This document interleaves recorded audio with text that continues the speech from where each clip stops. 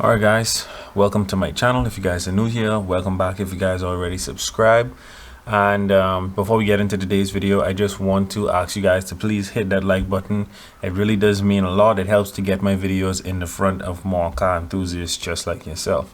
So with all that being said, also if you like this content, make sure to hit that subscribe button and turn on post notifications. That's the bell right next to the subscribe button so you guys don't miss a video. And without any more interruptions, let's get into today's video.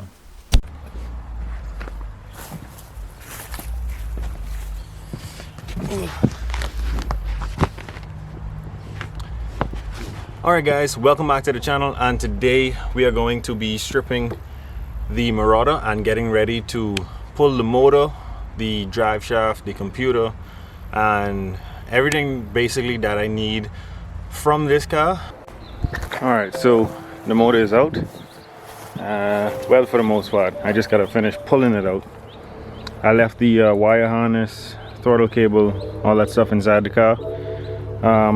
I'm probably just gonna take it out, rest it on the ground, and call it quits for today. And then I'll come back and take off that transmission and put it on the engine stand so we could start cleaning it up. Alright guys, the 4-valve 4.6 and her transmission is out. And just in case you guys didn't figure it out just yet, we are going to be 4-valve swapping this 2002, or at least the new Edge Mustang GT. We're going to be swapping the 4-valve motor out of this Marauder into it. It is not going to be automatic, it is going to be stick shift 5-speed. And if you guys know about Mustangs, you would know that only the Mach 1 and the Cobra came with this 4-valve dual overhead cam setup, and we're going to be swapping it into this here Mustang. Alright, there we go. Alright, that's the first time I'm seeing the inside of this motor. Okay, so now I want to inspect and make sure that everything is still intact before I tear it apart. It seems like every other thing except for the chain up here on the part of this tensioner is still intact. Alright, so everything is apart, and I'm going to show you guys, I'll explain to you guys how I did it. First thing you want to do is loose these tensioners. You're going to have two of them. They're going to look like this, or at least like this. They're going to have two 10mm bolts in them. Then you want to take off your guides for your chain. Then you want to take off the reluctor wheel crank sprocket, all of the sprockets for the camshafts, and you'll be done. Alright, so just as I told you guys I would do, I'm going to show you now how to, check your timing. This key should be pointing up towards the cam, and it is. And then you have this little dimple right here, blue key on the dimple, and let me see if I can get you a shot underneath. The second blue key is right here behind it, under the, I have the two blue keys together on the dimple. Keyway pointing at the crank, and then if you look behind here, let's see if I get you a better shot. Come on, focus, you got it. Little blue link lined up with the little channel. Little blue link lined up with the channel. Blue link channel. Blue link channel. So that's how you know for sure that this motor is timed properly and that you won't have any issues. It's still good to go ahead and roll this motor over a few times by hand just to make sure it doesn't stop, doesn't get bind. And then you should be good to go to tighten everything down and put your timing cover back on. That's it. There you go. The motor is completely back together. Alright guys, so there you have it. My 4.6 valve, 4.6 liter, 4-valve motor is back together. The next few videos are going to be very interesting because I am going to be starting this motor on the ground. It's not going to be in any vehicle. I'm going to show you guys how to do that, especially because this is fuel injected. It's a bit tricky to do it, but I'm going to show you guys how to basically have a swap harness. It's where you take the body harness and the engine harness, strip away all the ABS, all that type of stuff, and just basically create a bare bones harness so that you can put this motor into any vehicle that you can find and it'll be ready to go.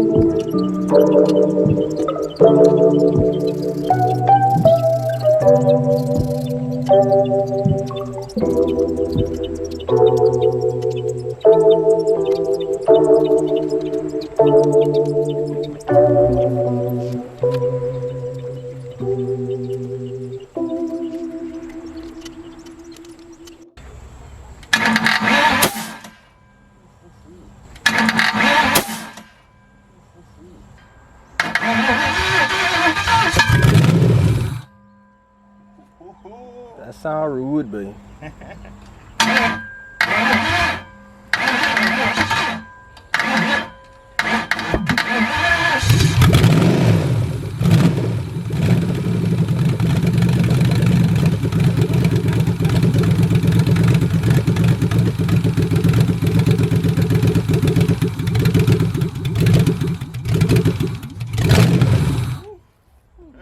That does sound right.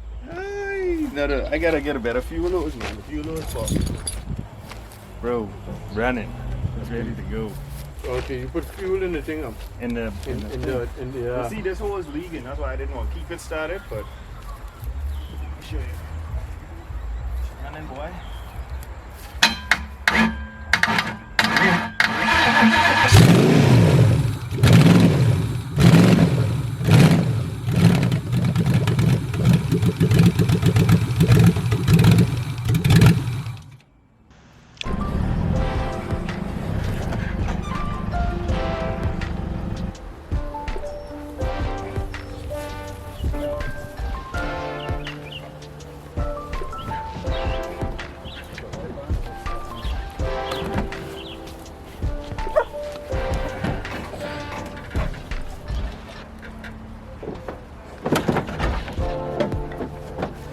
Let it back down and then carry it back in.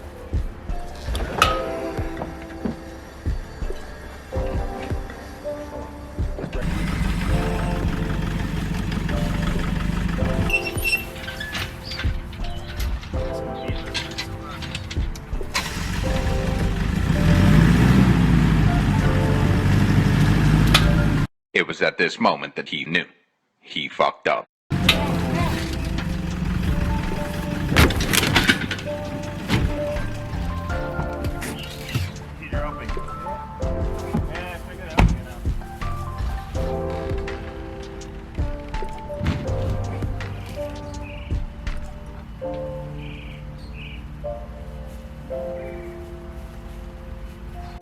All right, so whilst trying to position this thing, we just drop it on the ground, make this nice little ditch in the ground.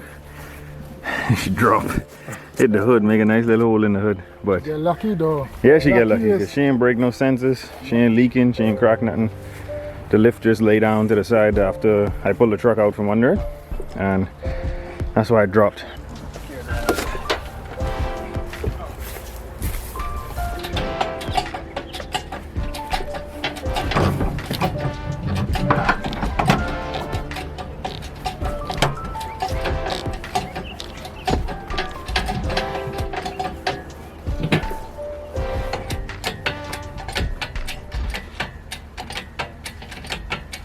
Watch yourself, because they're coming now.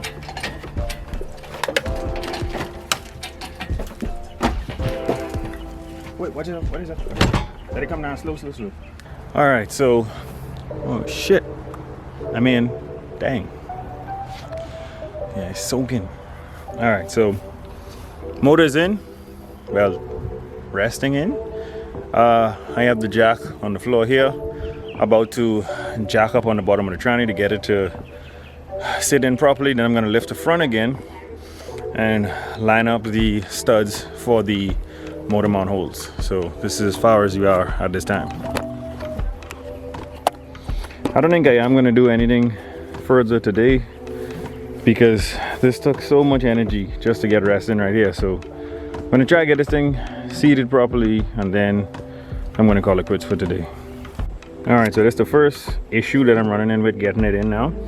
If you notice, the engine is bucking the brake booster. That's because this car used to be a V6. The only issue I'm going to have with this being a V6, or it used to be V6, is that the booster has to change. It has to turn into that slim V8 style booster. So I'm just going to remove this one for now and slide the engine in so we can bolt it up. All right, so engine is in the car. It is sitting a bit higher than I expected, but hopefully the hood is shaped for it, and trans is in the right position.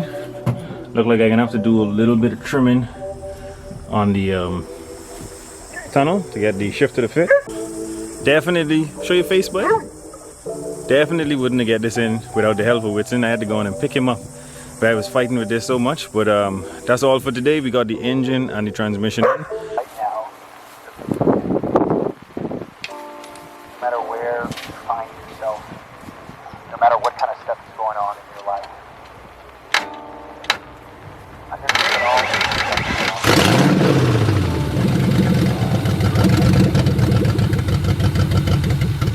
has more power than life is so critical. That's something going on in your life. Challenge.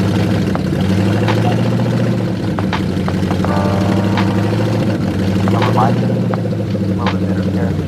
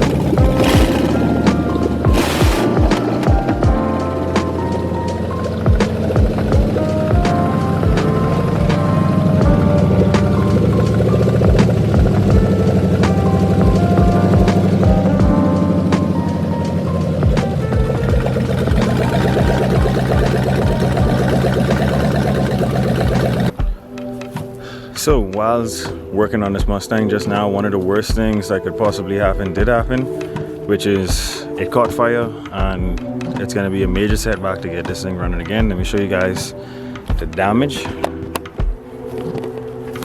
So right here is where it caught. Fuel line comes up, goes here, fuel line busted off, fuel dripped down to the exhaust blew it underneath the car, and fire raised up, burn all the wire harness, burn all the vacuum lines, basically burn everything that runs into the car. So the wire harness is probably junk now and cannot be used anymore, and this motor has to come back out, and we got to figure out what the hell to do from here, because it's basically this car got to be redid. So I don't know where we're gonna go from here with this build.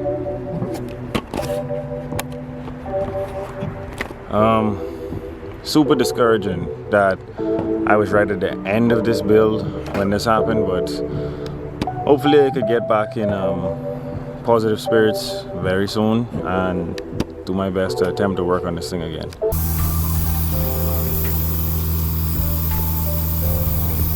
So like I said, basically we're going to be welding the 4 gears together, flipping it over, doing the same thing on the next side, and then welding the gears to the cage.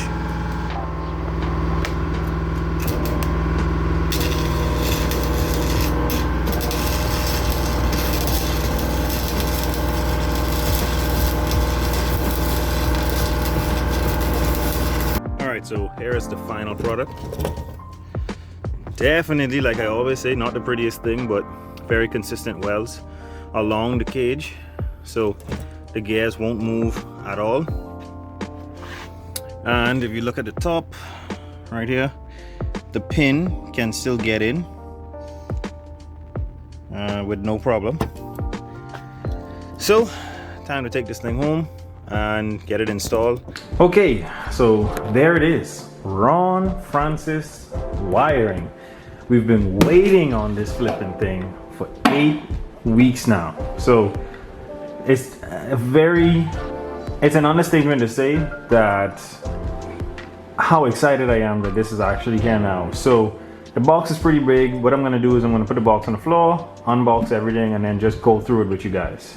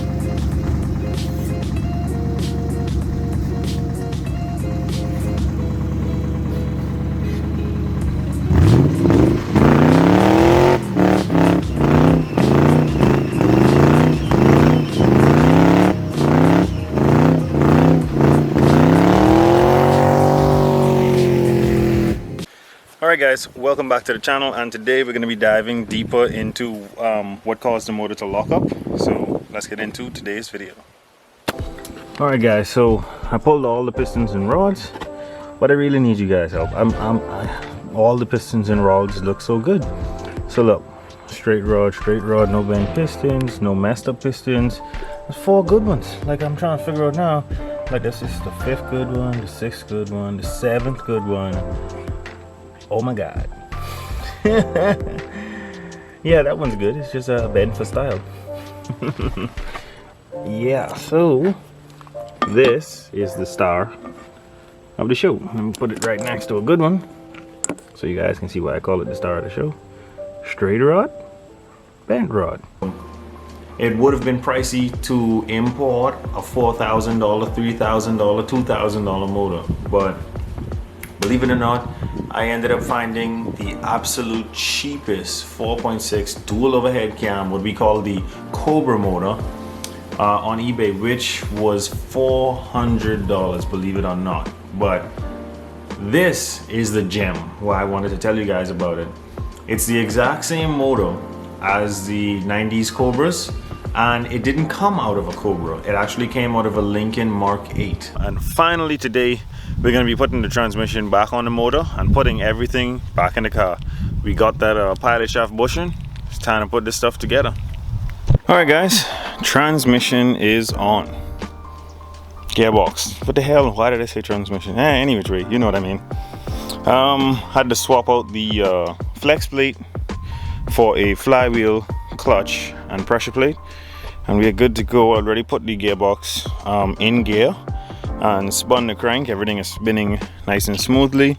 My concern about putting this motor in right now is that this throttle body is gonna have a lot of issues because it just bulks out, and I'm pretty sure there's not that much clearance in the car for it. So I think I'm going to pop the hood and mash the firewall just a bit, like in the area where I feel like it's gonna go, and then we should be good to drop this thing in. Boy, oh boy, was it a cut ass. But whew, the 4 valve is back inside the Mustang.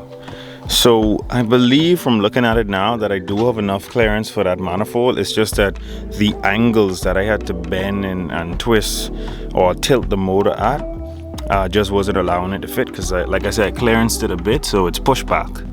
And I think I'll get it on, even if I need to hammer it some more. I've put some hand towels and shop cloth inside the manifold so nothing could drop in those. And yeah, the engine mounts are bolted up, tranny is bolted up. It's actually sitting in here on its mounts. All right, let's try this again.